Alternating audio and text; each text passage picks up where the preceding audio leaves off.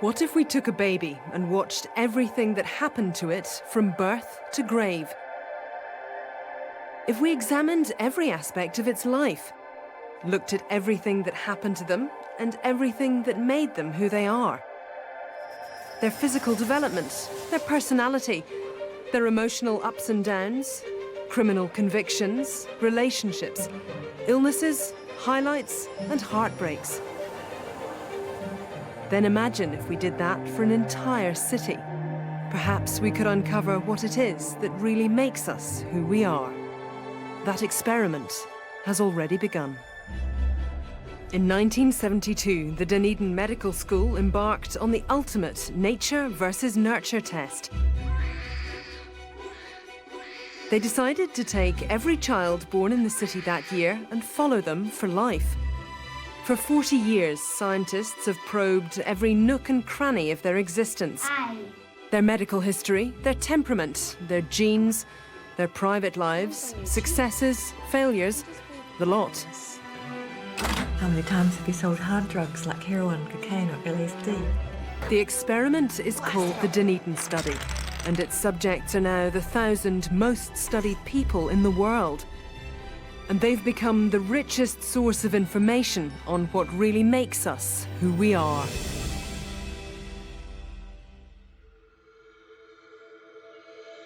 You bash them first, then you get what you want. I've stabbed them up, beat them up with hammers, smashed them with woods, kicked them in, left them lying in a pool of blood. And then you got to think if they're going to ring the police afterwards. Should I kill this fellow, or should I just bash him beyond things so he can't talk? Malcolm Cook has a long history of violent offending.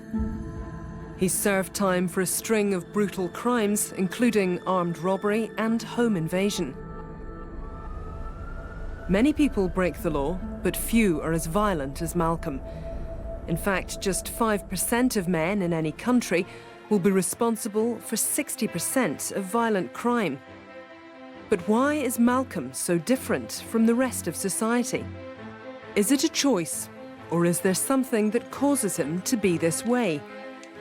The Dunedin study has answers, and it all boils down to the wrong combination.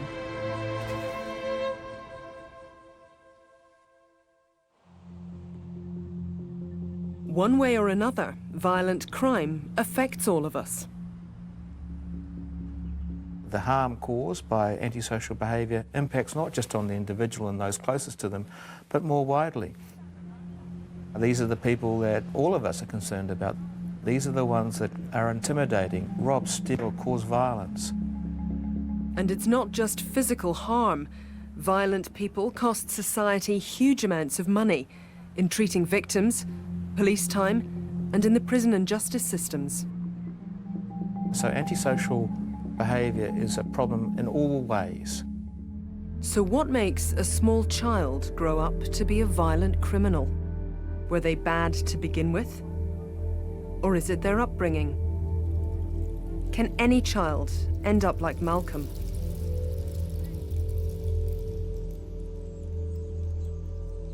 Professor Terry Moffat is Associate Director of the Dunedin Longitudinal Study.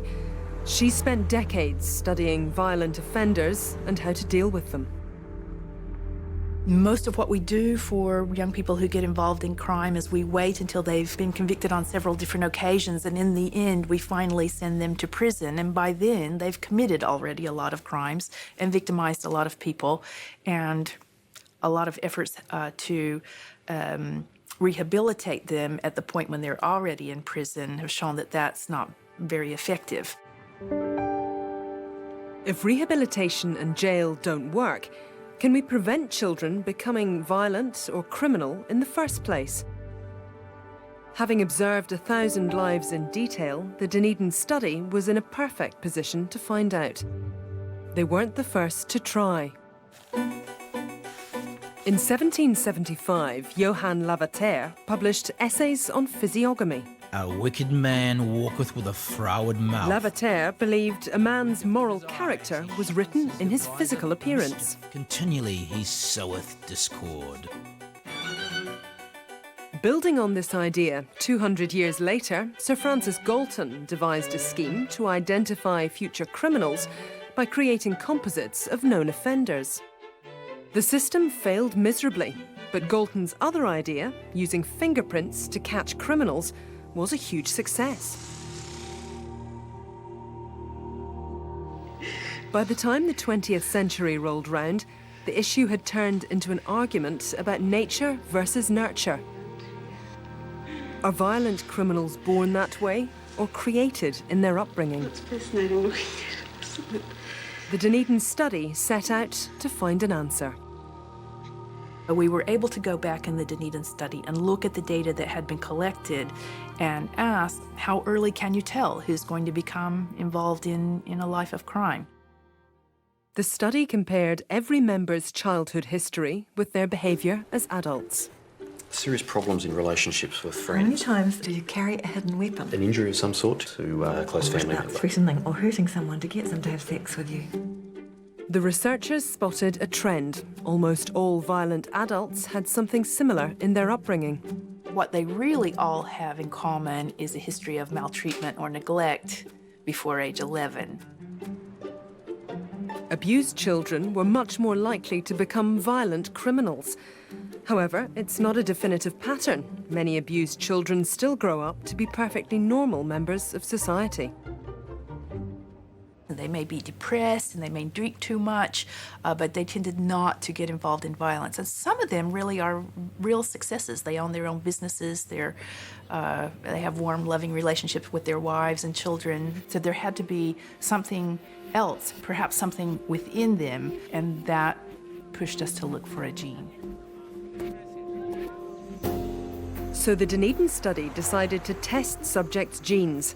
In 2003, the study set up a genetic laboratory here at Duke University in North Carolina. Genetic information was combined with the mountain of historical data already on file. These have been shipped all the way down from Dunedin on ice. Yep, they arrive frozen, come about 24 hours overnight. However, humans have tens of thousands of genes. Researchers somehow had to decide in advance which genes to focus on. Help came when a Dutch woman walked into a police station with a life-threatening problem: the men in her family.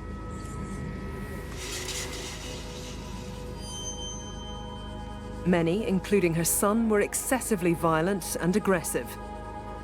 One relative attempted to run his employer over with a car. 2 were known arsonists. Another tried to rape his sister at knife point, and later stabbed a prison guard in the chest with a pitchfork.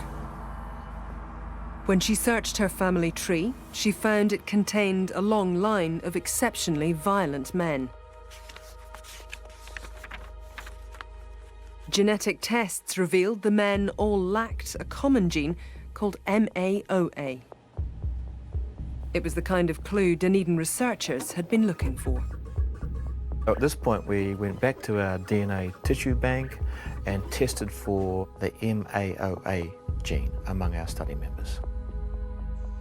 The missing MAOA gene in the Dutch men meant they were easily frustrated and extremely aggressive with little provocation, behaviour common in violent offenders. Sometimes start off from collections, from people not paying up bills, knocked on the door, tried the normal way, you know, talk, but it never works, so you just punch them straight in the head and drag them inside and basically just taking what they owe and more and whatever they got. Could the MAOA gene be responsible for criminal violence? The Dunedin study was about to find out. I've seen heaps of violence in jail. Gang beatings, pack attack beatings, stabbings, killings. If you want to study violence, then prisons are the perfect laboratory. There's just a million other people exactly the same as me. Then it just comes down to who's the biggest, who's the best. And it's all run through threats and violence.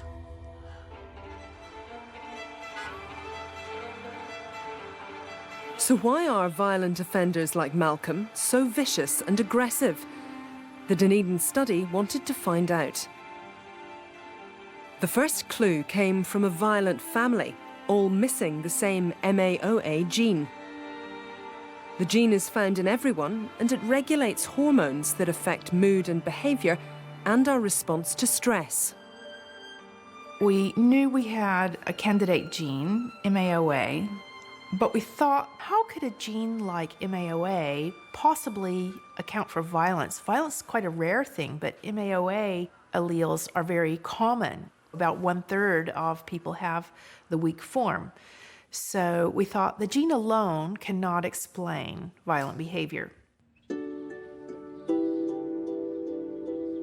At the same time the Dunedin study was searching for the cause of violent offending in humans, the United States National Institute of Health was looking for the same thing in monkeys. They're really an excellent model for studying what we see in humans. Every day I'm amazed at how I'll see so many behaviors that remind me of people that I know. Some are in my own family. And I'm not surprised at all because the genetic relatedness between rhesus monkeys and humans is very similar. They're about 95% similar genetically. Rhesus monkeys have exactly the same MAOA gene as humans. And as in humans, the gene comes in two forms, a short, weak version and a long, high-activity version. Monkeys have something else in common with human society. There's a subgroup of monkeys in the wild, also 5 to 10% of the population, and they cause a lot of social chaos. And other monkeys don't like them. Children, we would call them bullies, and other monkeys, we would call them jerks. Other monkeys don't want to play with them, just like other children don't want to play with bullies. And more importantly, the intensity of the aggression escalates to the point where somebody can get hurt. The behavior of these delinquent monkeys is strikingly similar to violent human offenders. The kind of situations that set them off usually involve some degree of frustration. They do stupid things that other monkeys know better than to try, like get between a high-ranking female and her kids, or they may repeatedly confront a dominant adult male, and when that male beats them back, they're right back in that male's face, and when that male beats them back again, they're right back in that male's face, so not surprisingly, they elicit a lot of aggression from others. But in the wild, this kind of antisocial behavior has a heavy cost. These exceedingly aggressive males, almost all of them get kicked out of the group well before puberty because the other monkeys in the group can't stand them, particularly the females who consider them a threat to their kids. And most of them perish within a year. That is, most of them don't make it. The renegades represent the same 5% of the population that interested the Dunedin scientists. But so far, neither genes nor upbringing had explained why they were so violent. So the study took a different tack.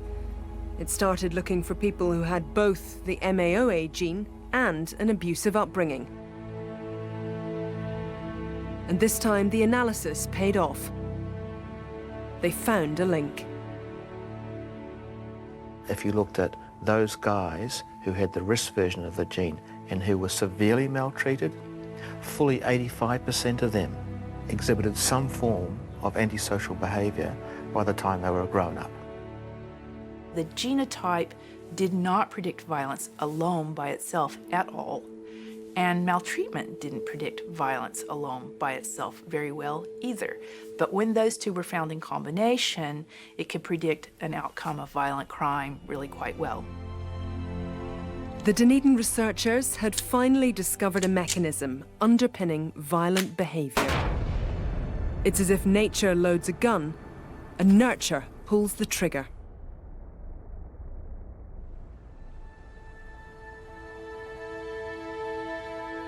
Malcolm Cook is not part of the study, but his childhood was marred with appalling abuse and neglect. I got taken off my parents. I got taken off them at 23 months old. malnutrition, ill treatment,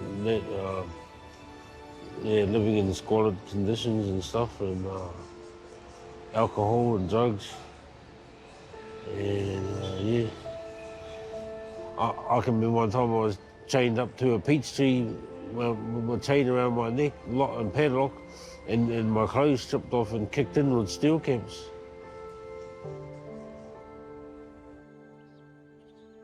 Shortly after the Dunedin study published its findings, the US National Institute of Health discovered exactly the same process in monkeys.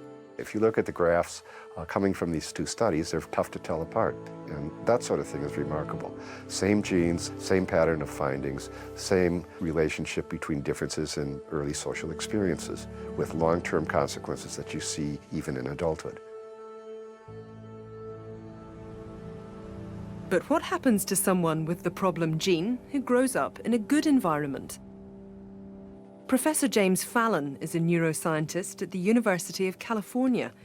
He studies activity in parts of the brain affected by the MAOA gene.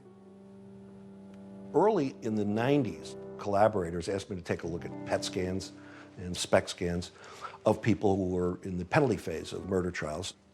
And when I found that I was able to really see which ones were the murderers, I became really interested in this. Fallon's study of the criminal mind took an interesting turn when he decided to scan his own brain. It turns out my PET scan, which looked exactly like all the murders that I had been looking at, that is orbital cortex, it turned off. Temporal lobe turned off, exactly the same pattern. So you can see in this particular person, it's both the cognitive and this more emotional areas of the brain that are lit up.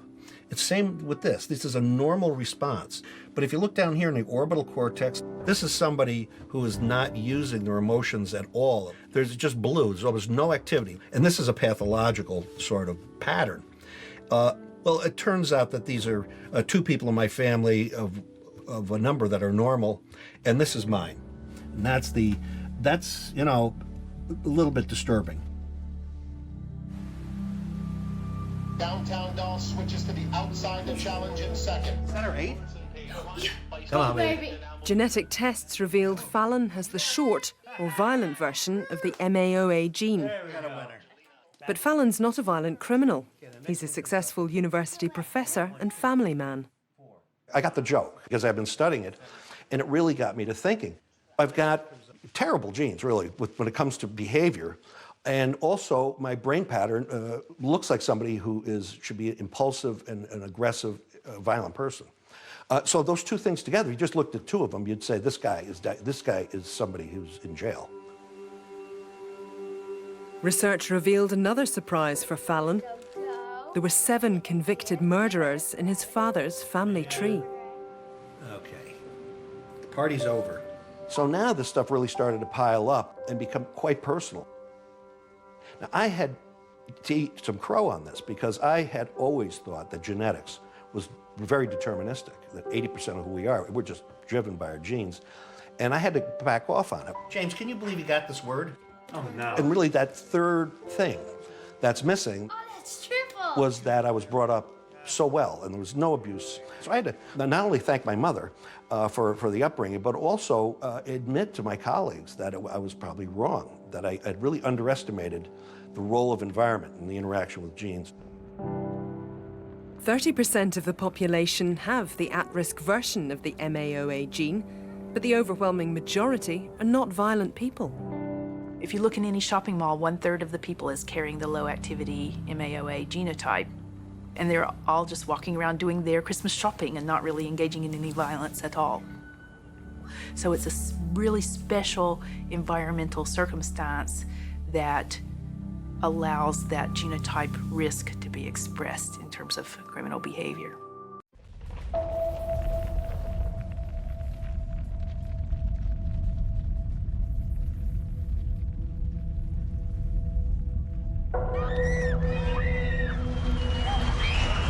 my God! 12:51 p.m., 22nd of February 2011. A massive earthquake devastates the city of Christchurch. In a matter of minutes, lives are turned upside down. People lose homes, businesses, jobs, and loved ones. The catastrophe puts enormous stress on the entire community. Not everyone will deal equally well. Some people will be able to rebuild their lives. Others will fail to cope. But why? And is it possible to predict who will be permanently affected and who will recover? We all experience life stress. It's part of being human. But why is it that some people experience this stuff and they succumb, where others don't? Depression is a normal response to difficult circumstances. However, some people don't bounce back. They go on to develop a deep and lasting clinical depression. Almost 1 in 5 people will experience a serious episode of clinical depression in their lifetime, and the World Health Organization believes it'll become the #1 global disability within 10 years. This is different from just being a little down. It's very painful to the point of you being unable to do the things you normally do. You can't concentrate. You can't even get out of bed sometimes in the morning. There's just all the zest, all the passion, all the life force is drained from you. And people who have been clinically depressed talk about it as one of the most aversive and unpleasant experiences they've ever been unfortunate enough to endure. And the cost is not just psychological. It's estimated depression is responsible for $19 billion a year in lost productivity in the United States alone. Either a serious illness, accident or diagnosis of a close family member. Yes. Okay. Dunedin researchers speculated that depression might be another gene by environment effect. And was that an illness or an accident or? An illness. An effect triggered by overwhelming stress. But again, they needed a gene to test. One candidate was a gene that had been the focus of a separate study involving MRI machines and pictures of human faces. We're going to run the faces task, and all you need to do is choose which one of the images on the bottom is identical to the image on the top. Dr. Ahmed Hariri is interested in which parts of our brain light up when we look at photos of strong emotions. Okay, here we go. Our research at its core is really interested in understanding why people respond so differently to their worlds. And the why for us is at the level of the brain. How is it that each individual's brain is responding differently to the world and to the onslaught of information, the barrage of information and challenges that we face every day? The particular experiment that we conducted is designed to elicit a response in a very specific structure in the brain, the amygdala, that's the central hub for learning about our experiences, especially fearful and stressful experiences. The subject's seeing these faces, and the faces have different expressions. They've learned that they mean something specific about their environments. They predict threat, for example. Like this is a classic surprised face here. Hariri found people with a certain gene had a strong physiological and brain response to fearful or threatening faces. The gene in question is called the 5-HTT serotonin transporter gene. Like the MAOA gene, it comes in a long and a short form. When the Dunedin study looked for an interaction between the 5-HTT gene and stress, they found a pattern. The more stressful life events a study member had in the past 5 years, the more likely they were to develop an episode of depression if they had the short version of the serotonin transporter. Study members with the short version of the serotonin transporter gene were more likely to become clinically depressed or try to commit suicide, but only if they'd been mistreated as children or experienced adversity as adults. The people with the vulnerability version or the risk version of the gene with a world in which there is plain sailing would look no different from anyone else. However, with nasty stuff happening, stress, bad relationships, loss of a job, illness, chronic injury, they are more likely to become depressed and to think about or try to kill themselves. But what about people who have the good version of the gene? The non-vulnerable version, despite experiencing a lot of bad stuff, a lot of stress, don't seem to be any more susceptible or likely to develop depression. They seem to sail on through all the bad stuff, pretty much unscathed. Back in Virginia, the NIH found an identical interaction in monkeys. Animals with the short version raised in stressful environments developed common symptoms of depression. We found exactly the same things in our monkeys, both in terms of the behavioral characteristics of depression, social withdrawal, lack of interest in social activity, lowering of activity levels, and these so-called depressed monkeys could be successfully treated with common human antidepressants like Prozac. So as far as arguing that these monkeys were depressed, that was a pretty good argument. So in terms of the Dunedin human findings, they were an exact match.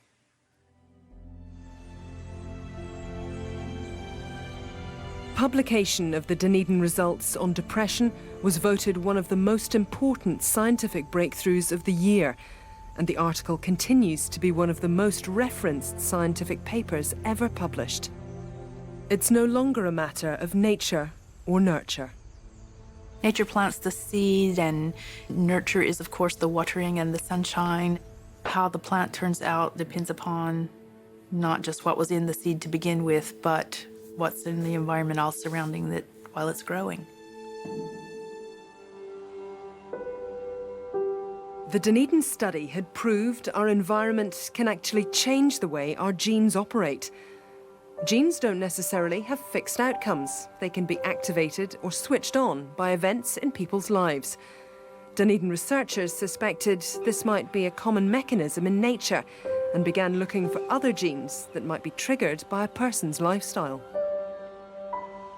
This time we wanted to use an environmental circumstances that was not a social circumstance, not a stressful life event, not child maltreatment, but something chemical. The chemical they focused on was cannabis, the most widely used illegal drug in the world.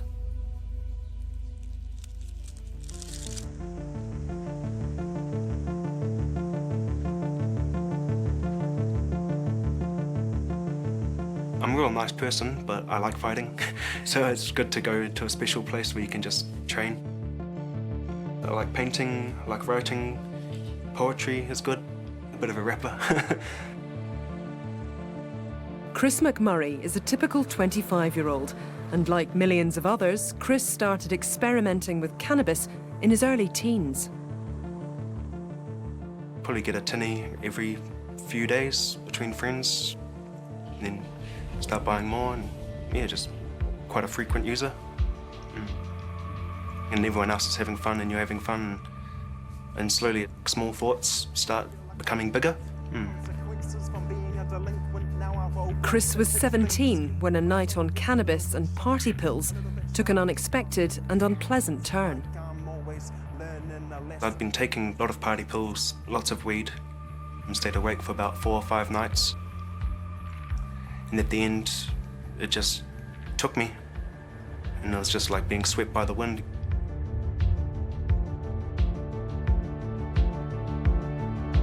I was completely manic, just extremely, extremely high, beyond anything I've ever felt before. And I was delusional, thought I could read my friends' minds, thought one of my best mates was trying to kill me. And then a white car went past, and then a blue car, then a white car and a blue car and a white car and a blue car. And it was those exact same cars repeating over themselves, and that was just spinning me out. Chris was diagnosed with drug-induced psychosis. It took me about 3 days to realize I was actually in hospital. Like, I'd been in the intensive care for a few days, and I looked up to the wall and it said mental health ward for youth. And I was like, to the person next to me, am I in a mental health ward? It's like, yeah. Unfortunately, Chris's symptoms didn't go away. 8 years on, he continues to suffer from schizophrenia. Typically, about 1 in 100 people suffer from schizophrenia, However, 10% of study members who regularly used cannabis as early teens went on to develop the illness. This is 10 times the expected rate. Dunedin researchers suspected something else was interacting with the drug that made it particularly problematic for young users. You can imagine that people are very reluctant to believe that actually smoking cannabis can lead people to develop psychotic symptoms, because there's lots of people using cannabis and lots of them don't develop psychosis. But an important element in that story are the genes. 80% of study members used cannabis before they were 26, and of course most hadn't developed schizophrenia. Clearly, marijuana use wasn't a cause by itself. So the study took a closer look at subjects' genes, and one gene in particular. The gene we chose to look at is called COMT. It was interesting because its effects in the brain are in the same brain systems where cannabis works and the same brain systems that are known to be abnormal in people who develop schizophrenia. So it was a good candidate gene to look at first. And we found that the people with the risk genotype on that gene were more likely to develop psychosis in their 20s if they were heavy cannabis users before age 15. Once again, the Dunedin study had found evidence that something outside us can modify the outcome of a gene. But this time it wasn't something social, it was chemical. So again, the combination, the COMT gene was not related to schizophrenia unless you smoked cannabis, and cannabis was not related to schizophrenia unless you had the risky genotype. This gene-environment interaction finding, is a great example of showing how the environment can amplify, the genetic risk that some people kind of carry around for developing mental health problems later in life. Problems only occurred for those with the COMT gene who were using cannabis before the age of 18. People with the gene who started using cannabis as adults were not affected. Chris manages his condition with a mixture of antidepressants and cognitive therapy. I wish I really never took drugs. I wish I never smoked weed. I wish I never smoked as much as I did. Like, it's all catching up now. And it's difficult. The Dunedin study members were teenagers in the mid-1980s. The potency of cannabis sold on the street has increased markedly since then, and the number of teen users worldwide is growing. Today, surveys tell us that more and more and more young people are trying cannabis and that they believe that it doesn't have any negative consequences for them. So there may be more people affected by this situation today than there were in the Dunedin study members.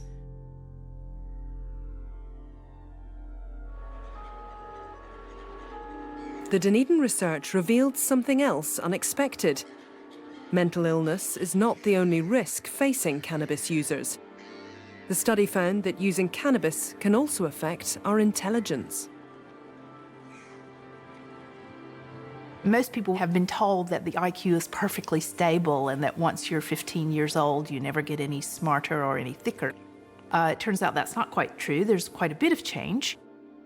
Again, they discovered cannabis disrupted the growing brain. The study members who had a long-term history of persistent, regular cannabis abuse had lost intellectual functioning. They had lost IQ points. Now, as it turns out, it wasn't everybody who used cannabis that lost IQ points. The people who lost the most were those who started using the cannabis very early in life, when they were, say, 13 to 15 years old. Users who were regularly smoking cannabis before they were 18 lost an average of 8 IQ points, and that IQ loss appears to be permanent. 8 IQ points is the difference between a fish filleter and a fishing boat owner. It's the difference between a dental hygienist and the dentist. So it does have a big association with the kind of work that people are able to master always better memory, better intellectual performance, stronger focus of attention, helps you get further in education. Other studies back this up. Daily teen users are less likely to finish high school. They're also more likely to attempt suicide and to become dependent on cannabis. Young people need to be aware of the potential harm associated with using cannabis early in their life. I think that there's a wide belief that using cannabis is fine. It's like alcohol or it's like using cigarettes. Well, for your mental health, cannabis is not that, kind of easygoing.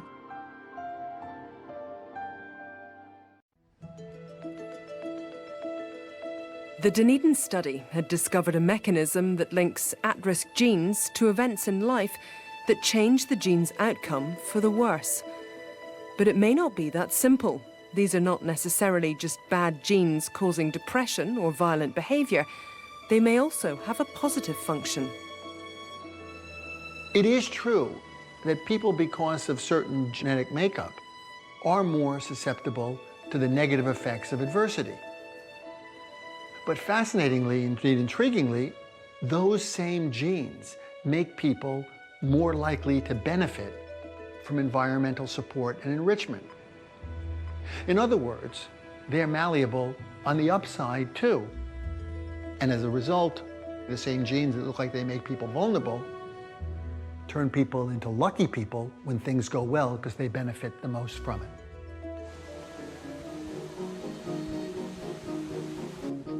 So what at first looked like bad genes might actually be good genes for some people in the right circumstances.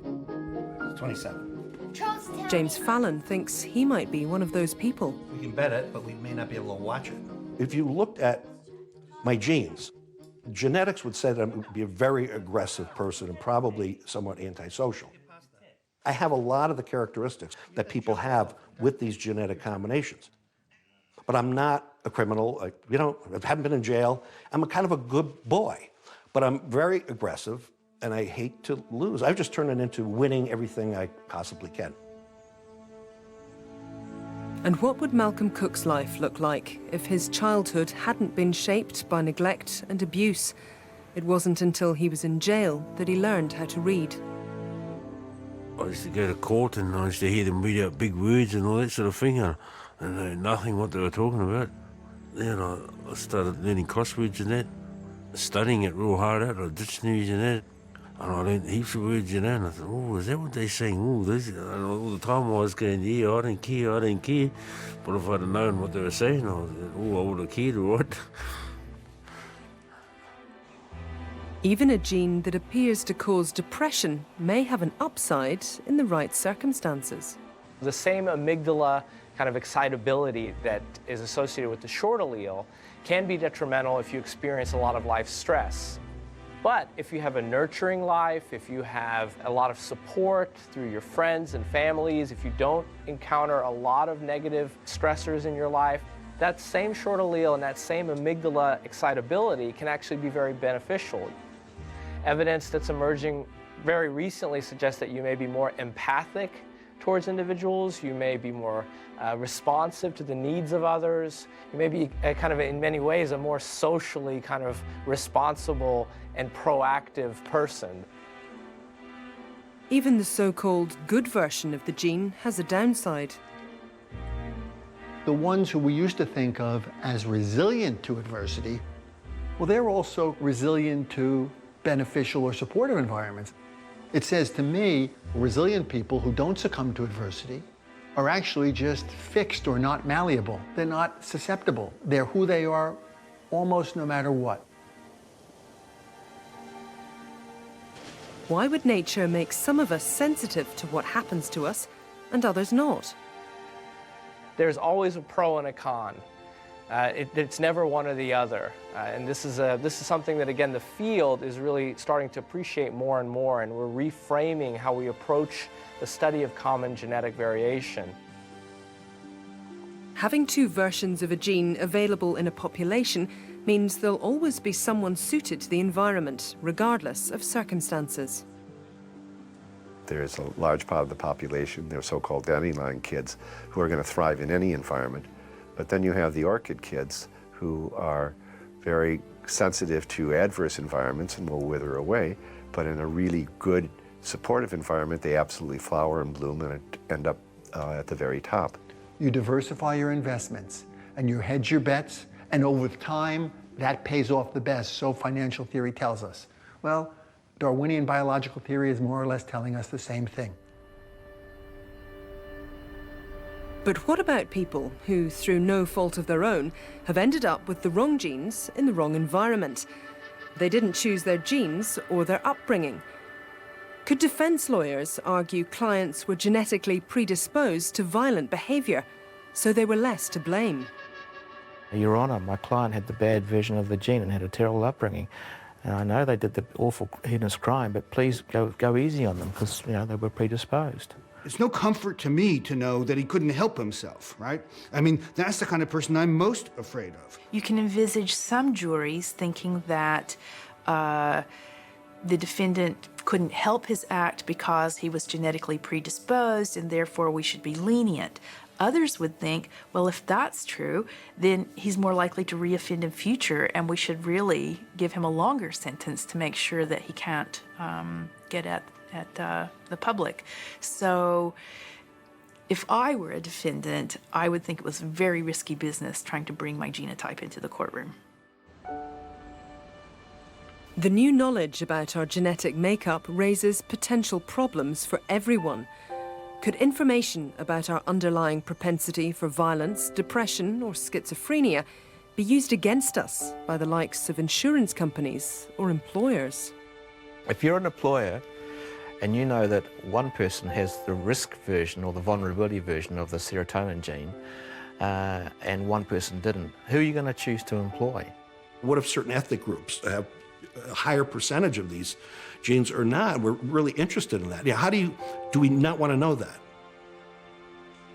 But fortunately, just knowing a person's genes is not enough. It's only half of the equation. The new model requires both genes and environment to create an outcome. Having a certain genotype is not destiny, it's a propensity. And that propensity is activated by features of the environment. I mean, that's one of the most important lessons. Just having the genotype doesn't tell us very much. And that means that we can help turn on and off these genetic propensities by changing the context in which people grow up. The Dunedin findings have rewritten the nature versus nurture argument and revealed a mechanism that actively involves both. We can't change our genes, but we can change the environment. And the earlier we act, the better. The best investment a society can make is to do things that allow mothers to be good mothers. Give them social support, give them stable things, protect them from raucous things going on as much as possible, and the group will benefit in the long range. The Dunedin researchers believe this nature via nurture mechanism is common. If this is the case, then everyone is likely to have some genes with possible negative outcomes. But the lesson is clear. No matter what genes we have, a positive upbringing will benefit anyone. And a safe and happy childhood is the best foundation for a happy life.